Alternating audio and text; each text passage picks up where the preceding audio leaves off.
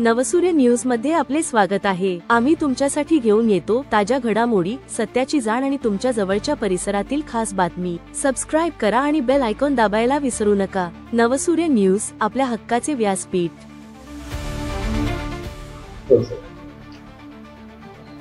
मागील काही दिवसापासून वैजापूर, पैठण आणि कन्नड या भागामध्ये अतिवृष्टी सुरू आहे आणि येणारे पुढील काही 2-3 दिवस पुन्हा अजून अतिवृष्टीची संभावना वर्तवली जात आहे।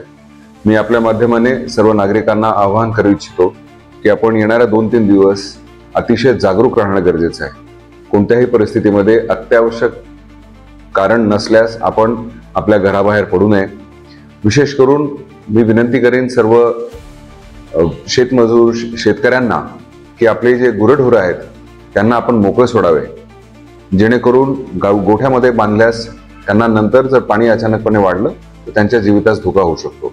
त्याचबरोबर त्यांना कुठेही नदी पात्राकडे जाऊ देऊ नये। त्याचबरोबर आपल्या मुलांना यांना सुद्धा स्पष्ट आणि सज्जड समज द्यावा की कुठेही अशा ठिकाणी जाऊ नये जेणेकरून त्यांच्या जीवितास धोका होऊ शकतो।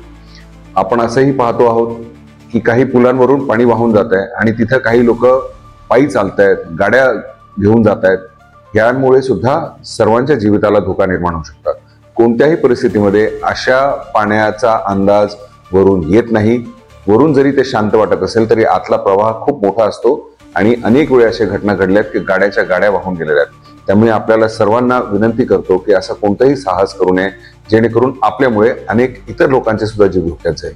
पुन्हा एकदा आपल्या सर्वांना विनंती करतो, आवाहन करतो की कोणतीही रिस्क घेऊ नका आणि येणारे 2-3 दिवस आपल्याला अतिशय जागरूक राहणे गरजेचे आहे। धन्यवाद। नवनवीन ताज्या बातम्यांसाठी सबस्क्राइब करा, व्हिडिओला लाईक करा, शेअर करा आणि आपल्या प्रतिक्रिया कमेंट बॉक्स मध्ये नक्की द्या। पुन्हा भेटूया लवकरच। नवसूर्य न्यूज, आपल्या हक्काचे व्यासपीठ।